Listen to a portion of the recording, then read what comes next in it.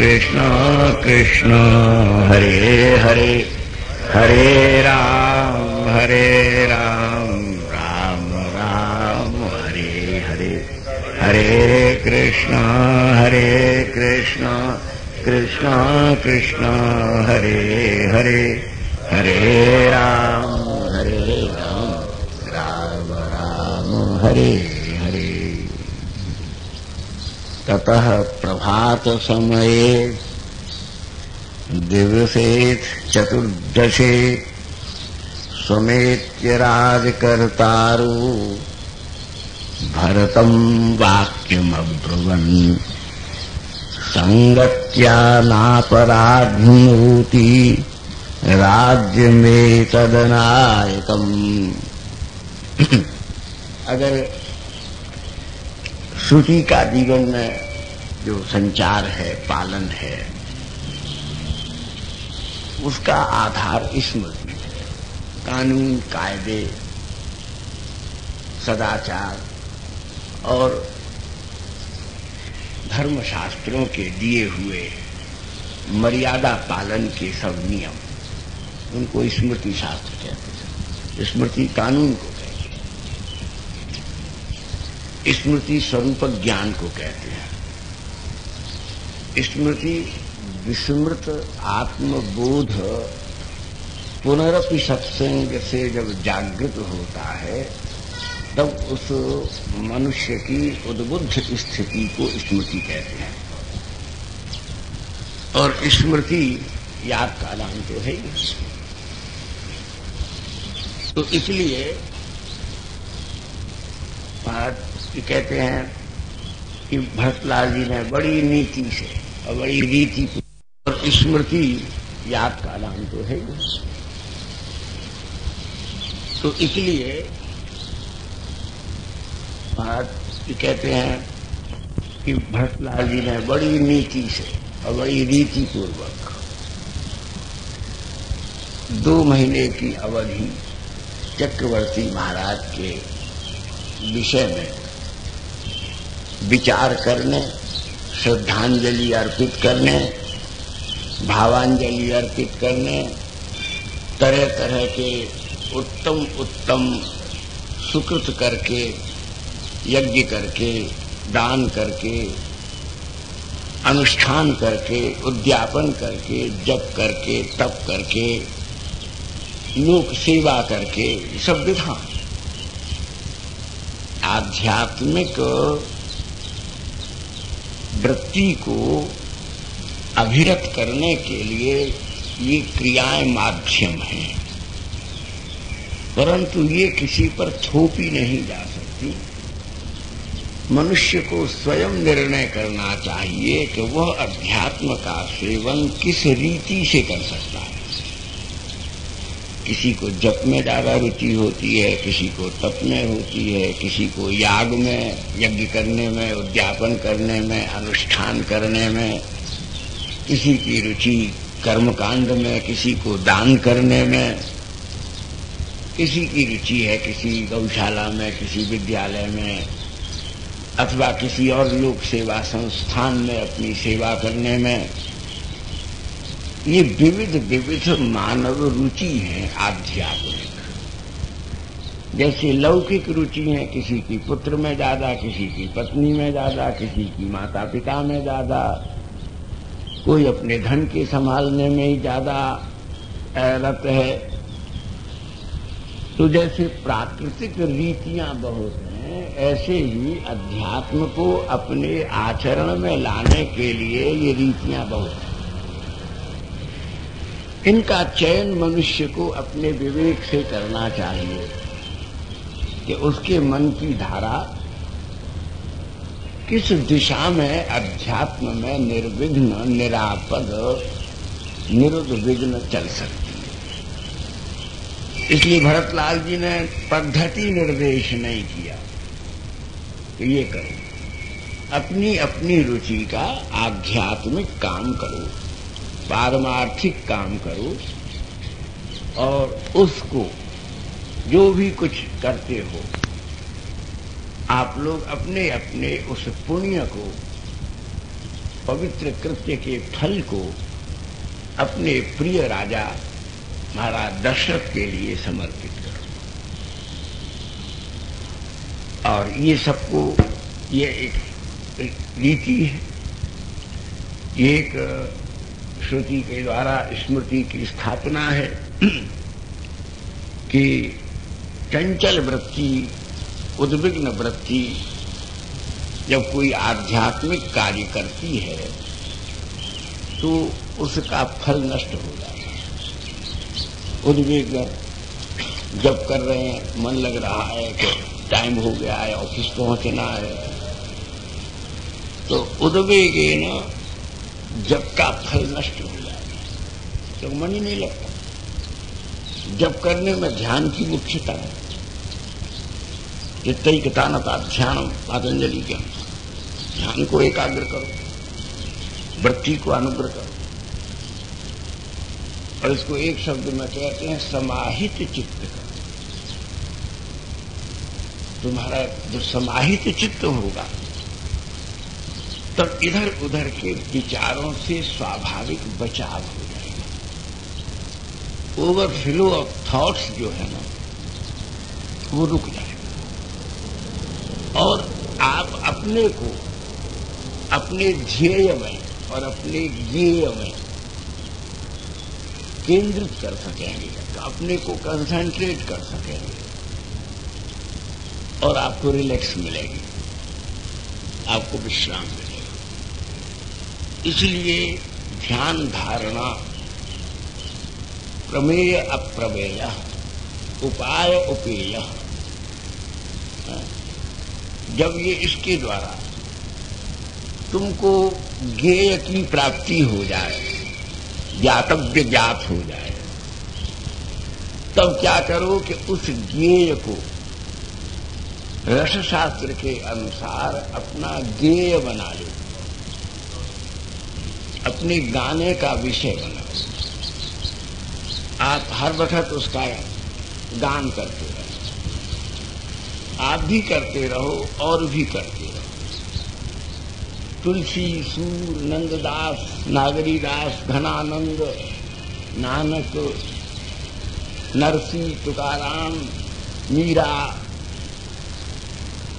इनमें और उन ऋषि मुनियों में क्या भेद है कि वे ज्ञेय के ध्यान में समाधि में रहे, इन्होंने समाधि के ज्ञेय को लोकपथ पर ज्ञेय बना दिया।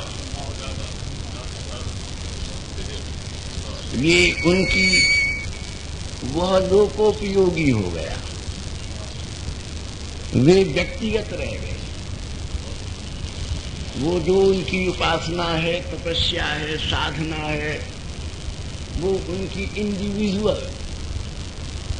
लेकिन जब ब्रह्म ज्ञेय को, जब उपेय को, तीन शब्द, जब उस ज्ञेय को, उस उपेय को और उस अप्रमेय को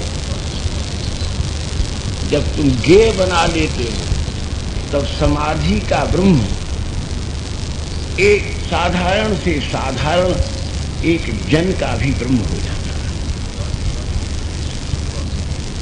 और जन जीवन में उसका एक डिवोशन होने लगता है। वो तुम्हारी मेडिटेशन में, तुम्हारे डिवोशन में, तुम्हारे डेडिकेशन में और तुम्हारी सेल्फ रियलाइजेशन में एक अभिन्न अंग हो करके वह ज्ञेय तुम्हारा अपना, अपने रूप में एकाकार हो करके अपने ही पन से युक्त हो जाता है। ये और यही प्रेम, प्रेम की और क्या परिभाषा।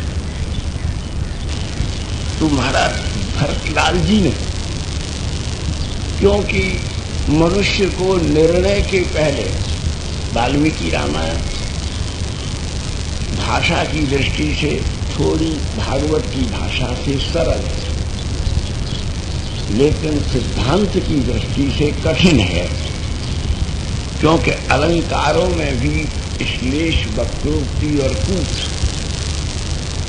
इसके कदम कदम पर। रस शास्त्र का, अलंकार शास्त्रों का विधिवत ज्ञान नहीं होने से श्लोकों का अर्थ तो समझ लेंगे, इंगित नहीं समझेंगे। वो किस सत्य की ओर इशारा कर रहा है, इंडिकेशन क्या है। तो इसलिए इस अप्रमेय उपेय परत्व के सबके उद्वेग को, क्योंकि आदमी को कोई विषय में कोई घटना घटी है, तुरंत निर्णय मत दो, तुरंत निर्णय मत लेने दो। पहले इंतजार करो कि वह उद्वेग शांत हो, आवेश शांत हो। उफान बैठे, शोक उफान लाता है, काम उफान लाता है, लोभ मोह उफान लाते हैं। उफान के समय में ये ध्यान करो कि पात्र का उल्लंघन न हो। कलछी से उसको चला करके उस उफान को शांत करो, उसे खदकने दो। विवेक की कलछी से मन के उफान को पात्र के अंतर्भूत करो और थोड़ी देर मंथन करने दो, उसे खदकने दो, फिर निर्णय निकाल लेना।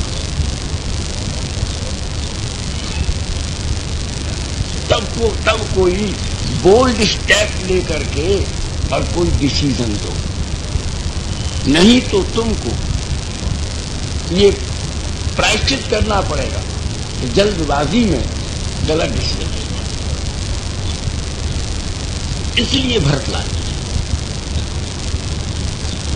एकदम सब खूब सोचने का, मंथन करने का, विचार करने का, उसके लिए साधन करने का, अपनी अपनी रुचि से कोई योग करता है, कोई याद करता है, कोई ध्यान के द्वारा, धारणा के द्वारा ध्येय का स्मरण करता है, और कोई सेवा के द्वारा, धिक के द्वारा, याद के द्वारा उसका चिंतन करता है। यजनम यज्ञ, यजनम यज्ञ, यजनात् यह सैव योग।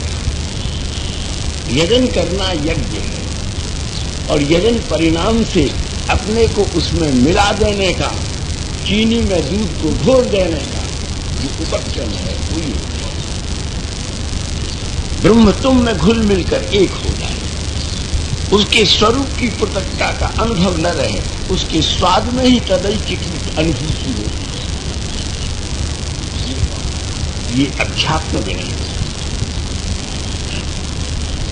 और ये सब बातें थोड़ी जल्दी में हम तो धीरे धीरे कह रहे हैं सरलता से, लेकिन इसको अपने में ओतप्रोत, इसकी ऊहापोह करने के लिए, श्रवण के लिए मनन की बड़ी जरूरत है। मनन से ही ये मन में बैठ सकता है, नहीं तो तूफान की तरह निकल जाए। तूफान में ये निकल, जो मनन करते हैं वे ही निश्चित रूप में उस ध्येय को प्राप्त करें। और इस प्रकार भरतलाल जी ने एक ऐसी सुनीतिपूर्ण परंतु श्रुति सम्मत, स्मृति के अनुसार, रीति की परिष्कृति से युक्त, परंपरा के अनुकूल,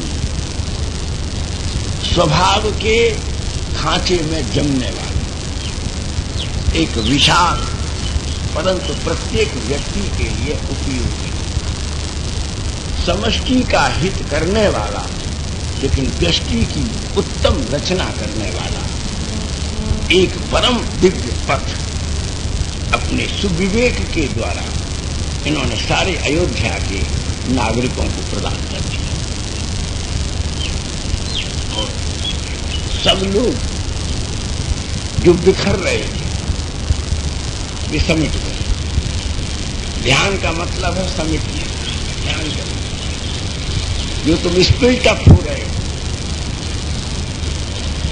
जो तुम इधर उधर बिखर रहे हो, छिछर रहे हो, अपने को समय दो।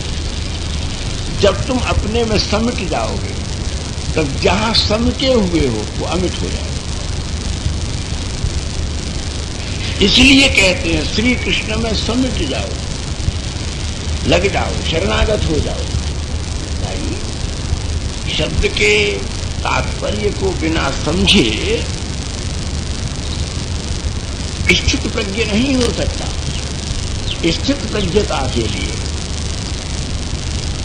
समिट शरणागत हो जाओ, अर्थात जो हजारों मूर्तियों में, रूपों में, व्यवहारों में, विषयों में जो तुम बिखरे हुए हो वो श्री कृष्ण में समेट जाओ।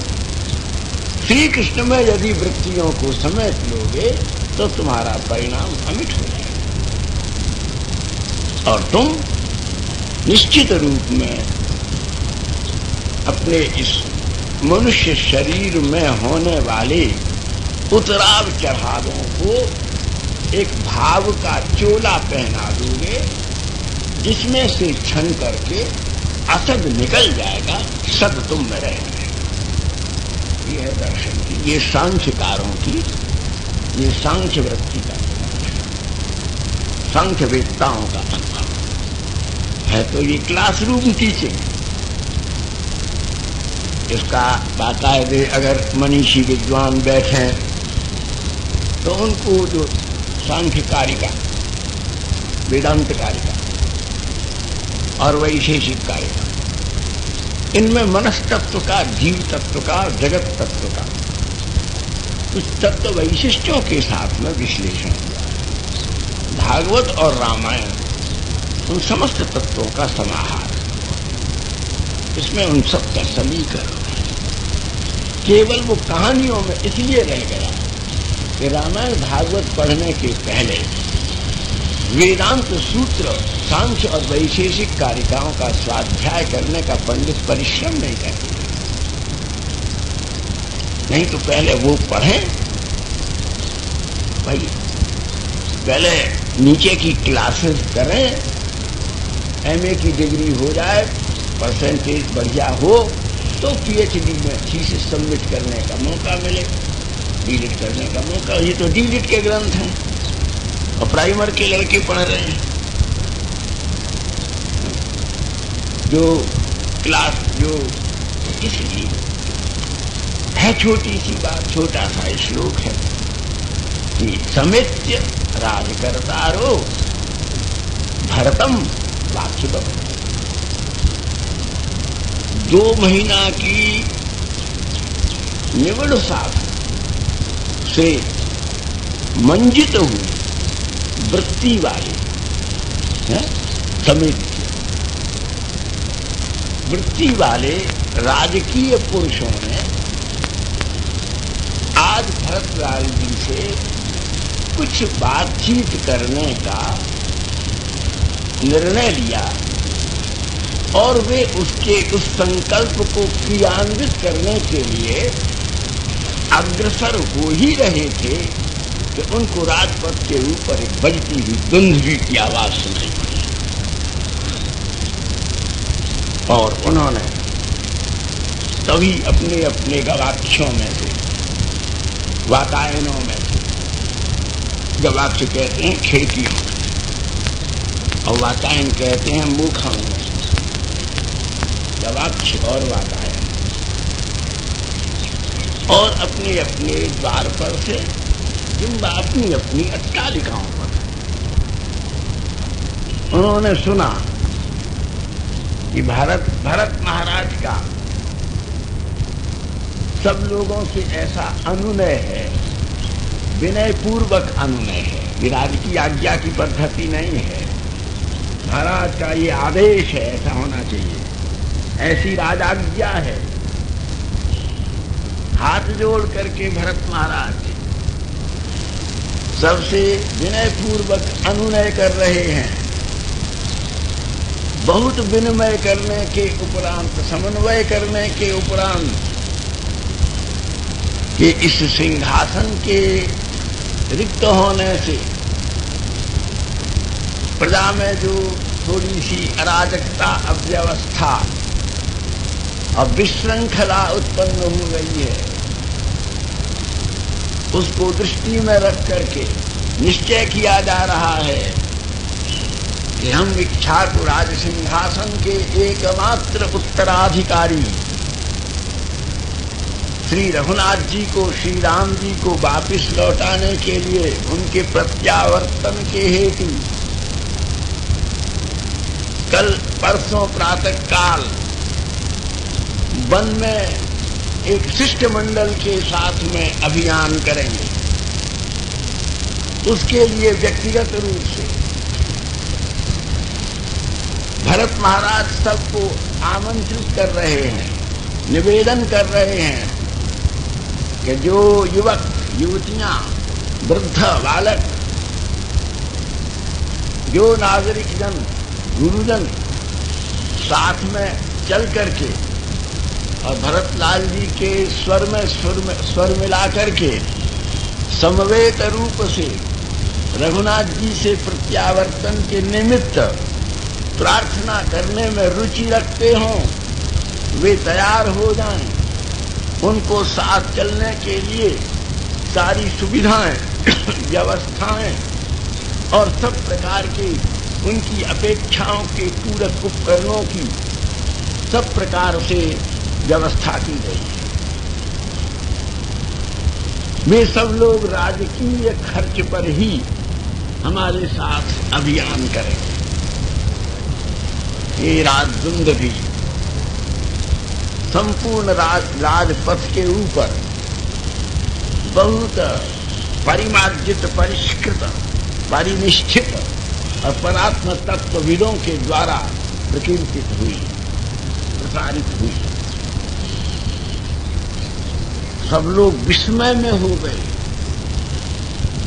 कि भरतलाल जी ने महान तूफानों को, ज्वार भाटों को पार करके सर्वजनोपयोगी, सर्वजन हितकारी, संपूर्ण मर्यादा परिपोषक और वेदांत सिद्धांत के अनुसार यह निर्णय लिया है।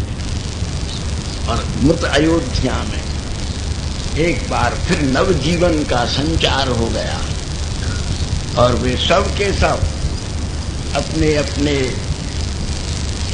साथ जितने जितने जन जाने के लिए उद्यत हुए हैं, उन सब का नामांकन कराने के लिए राजद्वार पर पहुंच गए।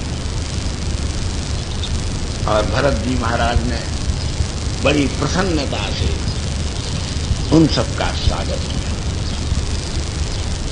यह बात, यह उदंत जो उड़ते उड़ते पहुंचे उस समाचार को उदंत कहते हैं। यह उदंत संवाद, ये सूचना विश्वस्त जनों के द्वारा वशिष्ठ जी के पास पहुंची और वशिष्ठ जी ने तुरंत भरत जी के पास आकर के उनसे कहा, भरत, ये उपक्रम किस उद्देश्य से इस तरह से तुम्हारे साथ में अयोध्या के लक्ष लोग चलने को उद्यत हो जाएंगे, लेकिन फिर भी मैं देखता हूं अपनी पारदर्शनी दृष्टि से, दूरदर्शनी दृष्टि से, कि लक्ष लोगों के जाने पर भी लक्ष्य की पूर्ति नहीं होगी।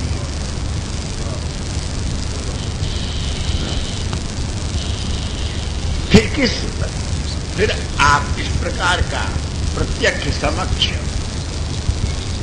परिणाम में, वो कहता ना एफर्ट्स इन वेन, परिणाम में असफल होने वाले उद्यम को, उपक्रम को किस दृष्टि से कर रहे हैं? तो क्या भरत जी ने कहा, गुरु जी, इसमें राज का एक कण भी, एक कौड़ी भी खर्च नहीं हुई। इस सारी व्यवस्था के साथ में राज खजाने का, राज दरबार का, राजकीय शासन का कोई संबंध नहीं है। ये भरत का व्यक्तिगत का, क्योंकि व्यक्तिगत भरत माता और पिता के परस्पर के क्लेश में अनावश्यक गहरी कीच में फंस गया। मेरा लेकिन मैं इन दिनों बहुत परेशान हो गया। मेरी परेशानी पर कभी आपने भी गौर नहीं किया। अयोध्या का कोई स्वचांद आचांडालक प्राणी, कोई वृद्धा स्त्री, कोई वृद्ध पुरुष, कोई मूर्ख, कोई पंडित ऐसा नहीं बचा जो इस बावजूद इतने ऐलान के, विज्ञप्ति के, घोषणा के, प्रोक्लेमेशन और मुझे समझाने के लिए चुपचाप चोरी चोरी ना आया। सबने अपना बड़प्पन, सबने अपनी पंडिताई, सबने अपनी सुबुद्धि का अतुल्य समझाने में लगाई। मैं ऐसा दुर्भागा भरत हूं कि मुझे समझने की कोशिश किसी ने नहीं की। एक सज्जन आदमी की क्या शिकायत, सबने समझाया। अरे बाप, तुम क्या प्रभु कह रहे थे, वहां ऐसी चर्चा है, लोग ऐसा कह रहे हैं, दुकान के पट्टे पर बैठे हुए 4 आदमी सुबह ऐसी बात कर रहे थे, मोहल्ले में ऐसी आवाज है, गली वालों का ऐसा विचार है। गली वालों की बात, मोहल्ले वालों की बात, स्वार्थियों की बात, ईर्ष्यालुओं की बात पर आप बड़ी तवज्जो दे रहे हैं। You are paying your full attention towards them, but never trying to find out, to discover the reality of the person. कभी कोशिश नहीं करते भाई, जिसके विषय में इतनी चर्चा हो रही है, लोग आक्षेप कर रहे हैं, उसके पास चल करके उससे भी तो उसकी हालत के विषय में विचार करें कि क्या परेशानी है, क्या मजबूरी है। इतनी बड़ी कीर्ति होने पर, इतना बड़ा प्रभाव होने पर, इतनी बड़ी सरस्वती का प्रसाद होने पर भी आपके विषय में यह अपवाद क्यों है? कोई ऐसा स्वर्ग हुआ संसार में होता है? तो महाराज भरत जी कहते हैं कि मैं परेशान हो गया और अयोध्या की स्थिति भयावह हो गई, मेरा जीना हराम हो जाएगा। मेरा इसलिए मैंने जो समझाने आया उसको मैंने पास इश्यू किया था और उससे मैंने ये प्रार्थना की, I humbly requested them to accompany me in this deputation, है ना। उनसे मैंने विनम्रता से ये प्रार्थना की कि देखो समय आए तब तुम जरूर मेरे साथ चलना। मैं बहुत नादान हूं, मैं ना समझ हूं, तुम बड़े मेरे हितैषी हो, मेरी बुद्धि डूब रही है, तुम जरा संभाले रहना, तुम तो मेरे हो, मैं नादान हूं, मूर्ख हूं, मुझसे गलती हो गई। तो गुरुजी मैंने सबको पासवर्ड इश्यू किए हैं, अब वे सब चल रहे हैं। बोले क्या फायदा? गुरुजी बोल रहे क्या फायदा? बोले समझाने वाले कभी किसी की यथार्थता के डूबे हुए सूर्य का उदय नहीं कर सकते, एक समझने वाला ही अस्तंगत सूर्य को क्षितिज पर फिर उदित कर देता। मैं इन सारे समझाने वाले इस मॉब को, इस सारे मास को मैं उस एक समझने वाले के पास ले जाऊंगा कि उसकी नजर जिसको मिलेगी वही मेरे भीतर के नजारे को देख सकेगा, है ना। नहीं तो अपनी अपनी हिमाकत में, हुमी में, अपनी अपनी हिरासत में कैद करके ही किसी के अंतर व्यक्तित्व को समझने का दुरतिक्रम कर दिया। देखो, इसलिए भरतलाल जी का एक मानवोचित प्रस्ताव है कि किसी भी पुरुष के, स्त्री के, बेटी के, बहू के बाबत इस मुख से कुछ निकालने के पहले सोचो, समझो उस परिवेश को, उस उन्मेष को, उस व्यक्तित्व को, उस व्यक्ति के वास्तविक स्वरूप को। नहीं तो महानुभावों के विषय में गलत सोचना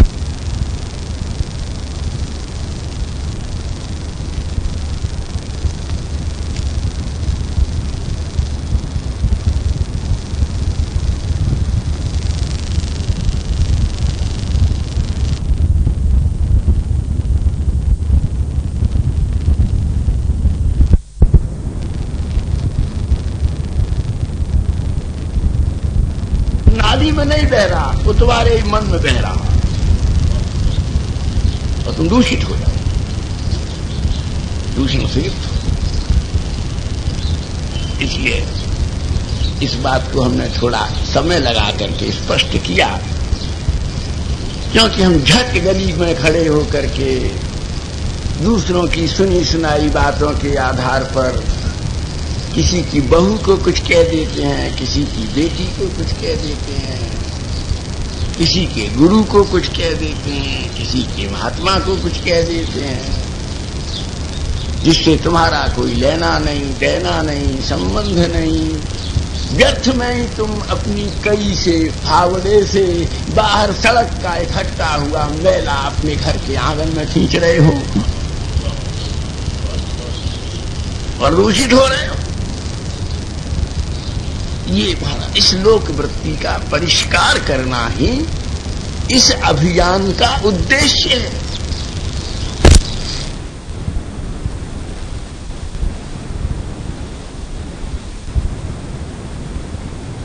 समझने वाला रघुनाथ जी से बढ़कर के दोनों एक दूसरे को अच्छी तरह जानते हैं, दोनों परिणामविद हैं, अपरिसीम हैं, अपरिमेय हैं। फिर भी भरतलाल जी 2,74,000 विशिष्ट लोगों को, रानियों को, महारानियों को, यहां तक कि गुरुजी भी सम्मिलित हो गए। बोले भैया मैं भी चल रहा हूं, मुझको भी इसी पंक्ति में सम्मिलित करो, मैंने भी तुम्हारे विषय में कुछ प्रश्न उठाए हैं। महाराज क्या कहें, एक प्रश्न ही मनुष्य की सबसे बड़ी बीमारी है।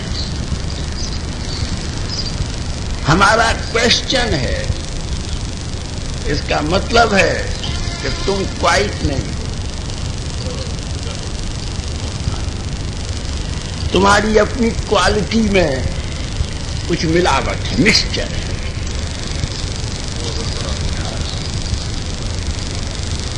कृष्णोदर परायण, प्रश्नोदर परायण, उभयम प्रश्नम शिष्णम, ये त्यजंती ते जानंती कृष्णम, ते कृष्ण परायण। तो महाराज इन दोनों से जो ऊपर नहीं उठा वो श्री कृष्ण को क्या जानेगा, कृष्ण रस माधुरी का सेवन कैसे करेगा।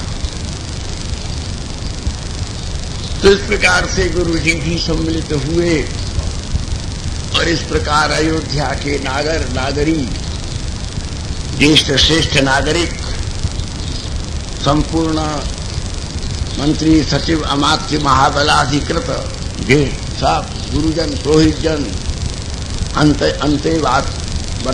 अंतेवासीगण और सब लोग, चलिए हम भी जोर लगाएंगे, हम भी कहेंगे। बोले हाँ, संवेद स्व, यही तभी तो ये प्रकट होगा कि हाथी में कितना बल है। जब लाखों करोड़ों तिनके गुथ करके एक मोटी रस्सी बनती है, और वो भी जब टूट जाती है तब हाथी के पराक्रम का बोध होता है। सारे जनमत और जनपद, सारे जनपद ये सब के सब जब थक जाते हैं तभी संसार के आकाश में ऐतिहासिक पुरुष के सत्य का उदय होता है। वो जनमतानुसार नहीं होते, जनपदानुसार नहीं होते। जो इनसे मुक्त है वही महापुरुष है, वही श्रेष्ठ, वही मनस्थ आत्मपुरुष है। इसलिए महाराज भरतलाल जी ने इस दिव्य अभियान को किया और वहां से अयोध्या से चल करके श्रृंगवेरपुर में आए। देखो, यह प्रश्न, इसकी दुर्गंध, जनमत जो है उसमें कभी सुगंध नहीं होती। जो इसीलिए महाराज बड़े बड़े दार्शनिक पॉलिटिशियंस ने इस प्रजातंत्रवाद के ऊपर, बोल्शिज्म में और इस डेमोक्रेसी के विषय में और इस पब्लिक के द्वारा जो इलेक्शन करके जो इलेक्ट करने वाली जो राजनीतिक अनुवृत्ति जो डेमोक्रेसी में उत्पन्न हुई है, विद्वान लोग जानते हैं इसका कैसे क्रिटिसाइज की गई है। दार्शनिक राजनीतिज्ञों ने इसकी कैसी भयंकर विश्लेषणा की है कि जनपद में, जनमत में कभी सत्य नहीं होता, बल्कि सत्य का भी अस्त होता है, अभाव होता है, और समाज के गर्त का उभड़ा हुआ मैल ऊपर आता है और अमृत नीचे दबता है। कोई सुभद्र सामने नहीं आएगा, अभद्रों का मेला लग जाएगा। The science of democracy just proves the very truth. कहना था, हमारा कोई पॉलिटिकल एटीट्यूड नहीं है। I am not a political man, absolute spiritual one. लेकिन उसकी बात तुम्हारा कहते हैं तुम्हारा चलते भरत भी वहां भी दूत ने कहा श्रृंगवेरपुर के विशाल राजगुरु से ये बड़े इनकी इसलिए गणना है कि साधारण लोग सोचते हैं, ठीक है, उचित ही सोचते हैं, उनके सोचने का स्तर ही ये है, ये स्टैंडर्ड है इनका, इससे ऊपर ये जा नहीं सकते, उनकी लिमिट्स है। इसलिए लेकिन जब कोई सुपर इंटेलेक्चुअल और सेंट लोकापवाद से प्रभावित होकर सोचता है, तब किसी की आंख ऊंची उठती, अच्छा आप भी ऐसा सोचते हैं, यू आर टू थिंकिंग। और वो जब उस सत्य को जानते हैं तो साधारण लोग तो बदल जाते हैं, लेकिन विशेष लोग अपने को बदल लेते हैं। Supers change their natures.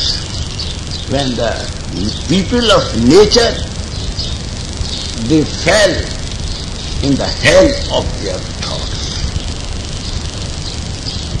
वो अपने ही विचारों के नरक में डूब जाते। तो इसलिए बंधुओं, राजनीति, स्मृति, श्रुति सबकी कैसी मनोवैज्ञानिक, दार्शनिक, सामाजिक कैसी विश्लेषणा रामायण में हुई है। धर्म, अर्थ, काम, मोक्ष, प्रेम, 5 पांचों कंधे मिला करके यहां चल रहे। भरत पराकाष्ठा पर प्रेम है। भरत से ज्यादा वेद को कोई नहीं जान सकता, क्योंकि भरत स्वयं वेद है। Bharat is Veda incarnation. भरत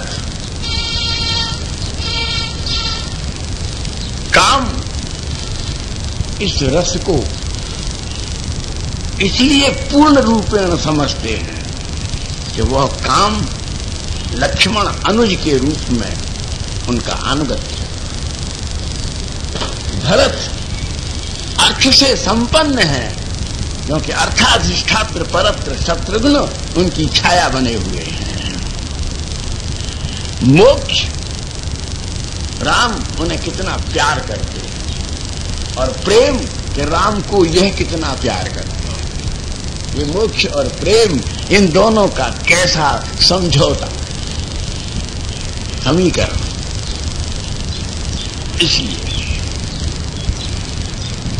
ये रामायण की जो विश्लेषणा या गवेषणा, गीर्वाण गवेषणा, दिव्यानुसंधान, आप थोड़े शांत हो जाइए। आप अपने अनुसंधान में नहीं हैं, आप अपनी गवेषणा में नहीं हैं। आपका गीर्वाण माने देवत्व, आपका देवत्व सुषुप्त हो रहा है, उसको जागृत करो। उत्तिष्ठ वरानना, जागृत उत्तिष्ठ वरानना, इसको जागृत करो, उठ के खड़े हो जाओ। अपने को, अपनी सारी धूल मट्टी विरूपताओं को बल्कि वरान हो जाओ, उत्कृष्ट हो जाओ। ये वेद कहता है वरानना, और निर्णय से युक्त हो जाओ। न निश्चय, न माने निश्चय, न माने निषेध, निश्चयात्मक निषेध और विधि से मुक्त हो करके विधि निषेध रहित प्रेम तत्व पूर्ण निश्चय में अन्वय प्राप्त होगा। ये श्रुति वाक्य। इसलिए तुरंत महाराज उन्होंने भी आज्ञा दी, और गोसाई जी ने बड़ी अच्छी पंक्ति लिखी मानस में, यहीं से समर मरण फिर पुनि सुरसरी तीरा, और राम काज क्षण भंगो शरीरा। स्थिति तो ये है कि ये शरीर क्षण भंगी है ना महाराज। दुर्लभो मानुषो देह तथापि क्षण भंग, ये इसका कल नहीं है भैया। ये अगर कल है तो ये चांस है, निश्चय नहीं है। कल एक जस्ट पॉसिबल, यू मे एक अपॉर्चुनिटी टू लिव टुमारो। भगवान के यहां टुमारो नहीं बना, आज वर्तमान है, न भूत है न भविष्य है। जो भूत है वो विडंबना है, जो भविष्य है वो कल्पना है, जो यथार्थ है वो वर्तमान है। इसलिए जियो वर्तमान में, न भविष्य में न भूत में। ये आवाहन है, इस जस्ट के कार्डियल इन्विटेशन टू यू, एक स्नेहपूर्ण निमंत्रण है कि अतीत से आओ वर्तमान में, भविष्य की ओर दौड़ने वाले रुक जाओ वर्तमान। यह आत्मिक प्रबोध है। और कहते हैं निषाद राज ने कहा, निषाद राज ने कहा सब कि भाई, क्योंकि पुराण में, इतिहास में, काव्य में और उपन्यास में, दृश्य में और श्रव्य में, दृश्य कहते हैं नाटक शास्त्रों और श्रव्य कहते हैं काव्य शास्त्रों और कला कहते हैं संगीत चित्र आदि को। स्थापत्य आदि।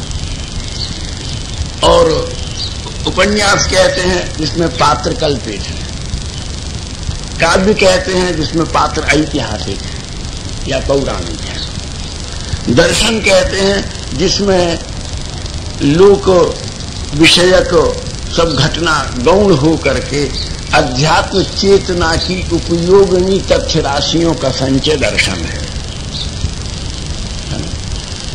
तो ये तथ्य दर्शन में, काव्य में, कला में, उपन्यास में और परंपरा में कि कोई भैया इतनी बड़ी फौज लेकर के रूठे हुए भैया को मनाने जा रहा है।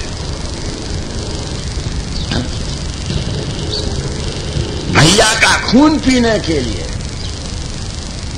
इतिहास साक्षी है उस क्षण का, गफलत में घेर दिया है इतिहास को।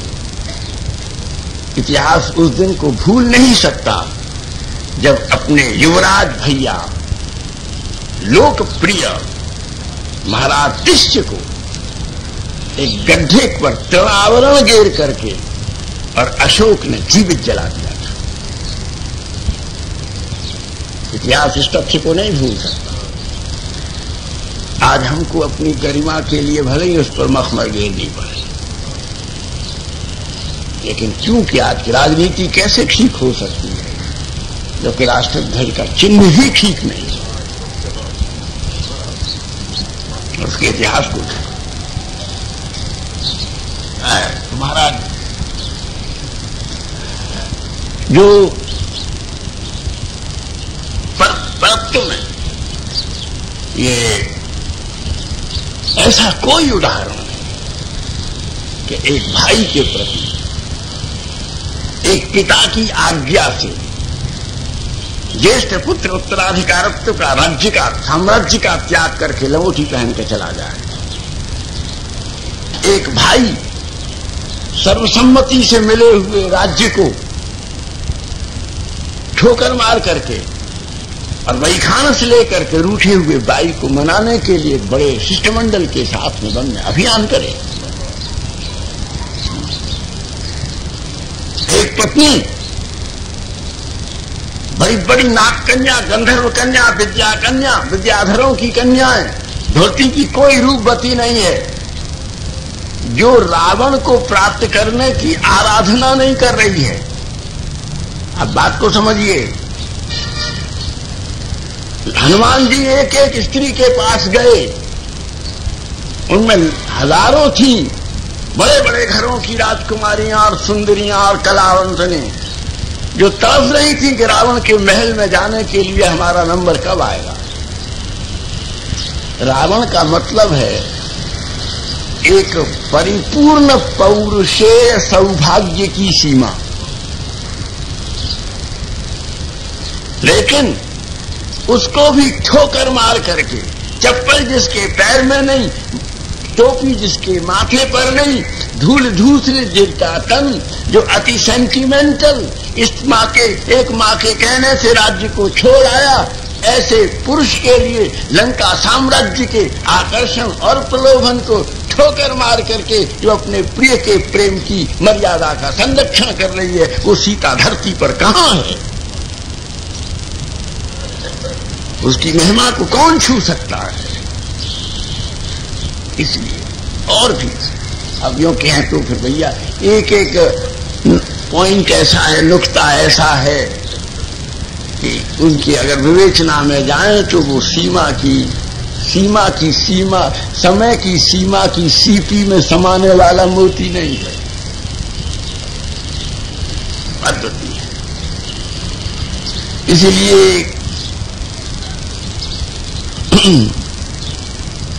महाराज निषाद राज ने सबको वृक्षों पर नियुक्त कर दिया और नियुक्त करके कहा कि देखो, मुझे केवल मेरा विवेक नहीं है, अपनी बात कही, मैं विवेकी पुरुष नहीं, और इसलिए मैं इस सेना का प्रयोजन नहीं समझ पा रहा। आप लोग तैयार रहें, मुझे प्रयोजान्वेषण करना चाहिए, क्योंकि भरत का यह आचरण, जिसकी रात दिन आहें भर करके कसक खा करके कराहते हुए, जिसकी महिमा को कहते हुए रघुनाथ नहीं थकते। देखो निषाद राज का भी निर्णय गंभीर है। जो रघुनाथ का चिंत्य है, सबसे बड़ी बात है, तुम कुछ भी हो, अपने पति की पत्नी, अपने पुत्र की मां, अपनी भाई की बहन, लेकिन तुम्हारा वह स्वरूप अमर है जो कलाकार का चिंत्य बन गया है। उसमें समाज का और लोक का कोई इंटरफियरेंस नहीं है और उसको स्वीकार भी नहीं किया जा सकता। तो महाराज निषाद राज कहते हैं कि भरत भाई है, इक्ष्वाकुकुल राजकुमार है, कैकेयी आत्मज है, ये सब पीछे है। हमें सोचना ये है कि वह राम चिंत्य है।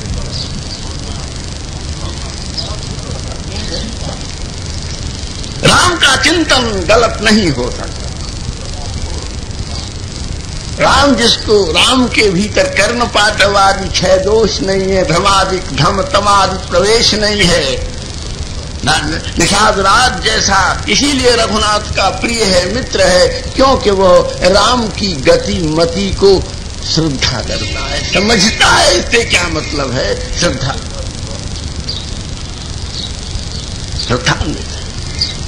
इसलिए उसने सबको साफ। देखो जब तक मेरा इशारा नहीं हो, कोई आवाज मुंह से नहीं निकालना, कोई आक्षेप विक्षेप आलोचना घात आदि व्यतिक्रम में नहीं पड़ना। मैं जा रहा हूं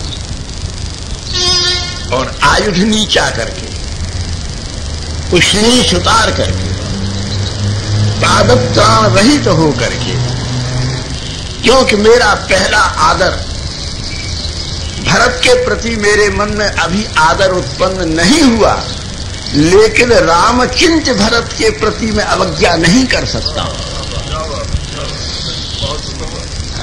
निषाद राजगुरु का कैसा निर्णय। इसलिए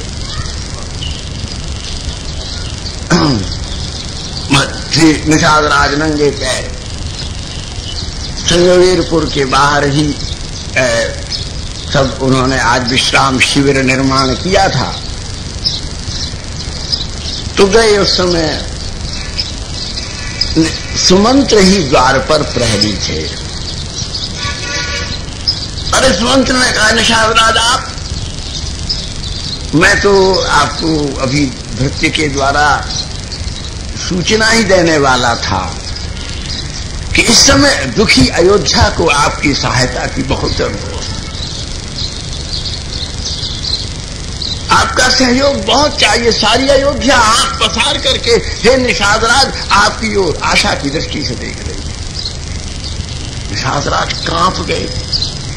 विश्व विजयनी अयोध्या की वाहिनी को, चतुरंगनी सेना को, अयोध्या के बड़ी बड़ी समस्याओं के समाधान करने वाले, परंपरा से आने वाले महामंत्री सुमंत्र को,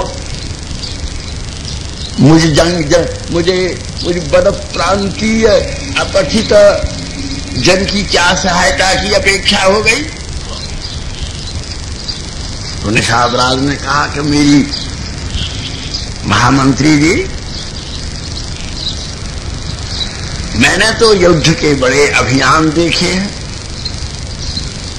आंसू सिपाहियों की आंखों में खून उतरता तो देखा है, आंसू बरसते नहीं देखे। ये जो आप कातर भी हो, खिड़कियां बंधी हुई हैं आपकी, क्या हुआ है? ये इतना बड़ा अभियान किस लिए है? तो निषाद राज रो के बोले, अयोध्या में दुर्घटनाएं हुई हैं, महाराज की मृत्यु हुई है, राम का वनगमन हुआ है, लेकिन अयोध्यावासी भूल गए हैं, भरत का दुख नहीं देखा जा रहा। भरत के दुख ने हम सबका धैर्य सेतु भंग कर दिया है। और आप राम के मित्र, राम विरही भरत को कुछ संभाल। हम अयोध्यावासी आंख फाड़ करके आपसे आशा करते। निषाद राज गुरु का, रामचिंत का यही स्वरूप होना चाहिए। यह स्वरूप भरत का नहीं है। रामचिंतनशील पुरुषों की मति, स्थिति, चिति और गति यही निखार पानी चाहिए।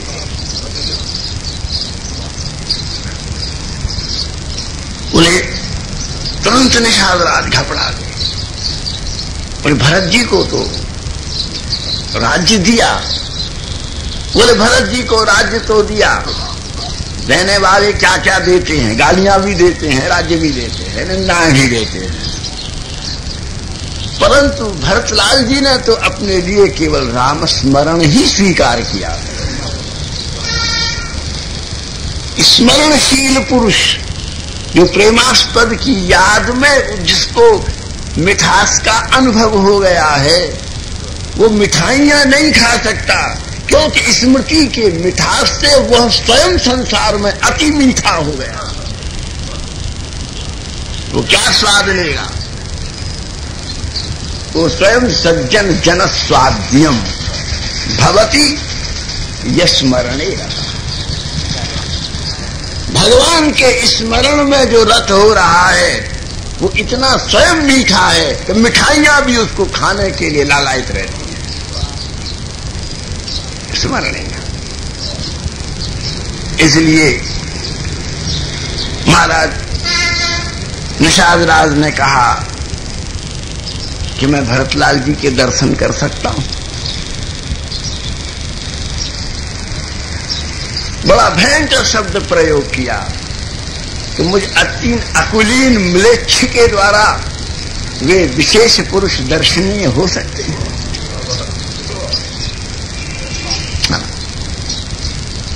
निषाद महामंत्री सुमंत्र बोले आप थोड़ा प्रतीक्षा करें, मुझे देखना पड़ेगा कि भरतलाल जी किस स्थिति में है। उनको सुध कम आती, वे प्रेम के आवेश में महाराज उनको इतनी कृतज्ञता है निषाद राज कि जो वृद्धाएं जो वृद्ध पालकी पर राम को के मिलने के लिए जा रहे हैं, भरत आवेश में उनकी पालकी को अपने कंधे पर ले लेते हैं कि तुम धन्य हो जो श्री राम के पास जाओ, मेरी सिफारिश कर देना कि मेरे अपराधी के अपराध क्षमा कर देना।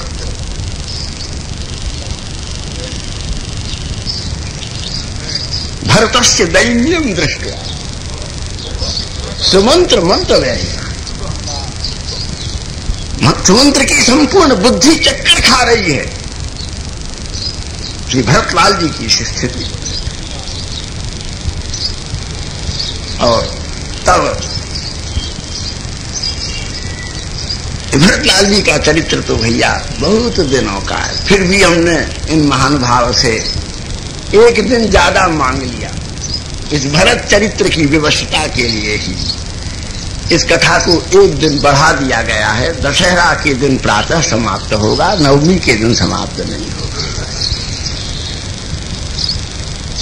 नहीं तो भरत चरित्र को हमें लांघ जाना पड़ता। और महाराज हनुमान जी को हनुमान जी अयोध्या को लांघ गए, बिना प्रणाम किए तो बाण लग गया। भरतलाल जी ने अनुशासन किया, हम भी कोई बाण नहीं खाना चाहते, ये प्रलोभ है। भरत चरित्र को नमन न हो। तो महाराज सुमंत्र ने भरत जी से जाकर कहा, भैया रघुनाथ जी के प्रिय मित्र सुमंत्र द्वार पर खड़े, आपसे मिलने की उत्सुक है। सुमंत रघुनाथ जी के मित्र बोले संगमेपुर में रात को उन्हीं के यहाँ विश्राम किया, उन्हीं के यहाँ रात्रि शयन हुई। वे रघुनाथ जी के अति बालकपन के बहुत अंतरंग सहचर हैं। भरतलाल जी उसकी मैं उन्हें ले आऊं? नहीं, ये क्या कह रहे? राम मित्र को ले आओ, तुम ले आओ, मुझे ही द्वार पर जाकर के पहले उनको नमन करने दो, मैं उनके द्वार पर भिक्षा करूंगा कि वे राम से अनुरोध करके मेरा अपराध क्षमा करा दे। मैं कुमाता से उत्पन्न पुत्र हूं। और दौड़ पड़े महाराज, कहीं उत्तरीयम, कहीं आभूषणम, पदगति विश्रृंखलम,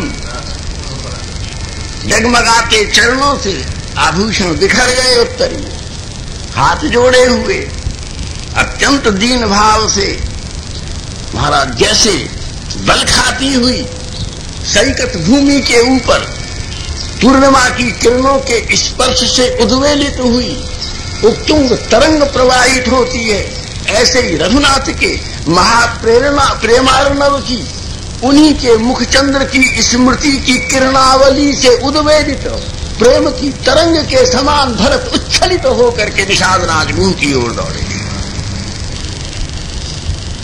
और वहां निषाद राज ने देखा, उनको विशुद्ध हो गई। मैं भरत से मिलने आया था, पर रघुनाथ जी लौट आए। रघुनाथ जी लौट आए। फिर उन्होंने अपने को स्थिर किया, देखा, बोले नहीं, रघुनाथ जी नीलमणि पर्वत के समान हैं। सुमेरु का गौरव है कि वह सुवर्ण शैल है, लेकिन कोई तृषित, कोई क्षुधित सुमेरु शैल की छाया में बैठ करके विश्राम नहीं कर सकता, क्योंकि उसमें निर्झर नहीं है।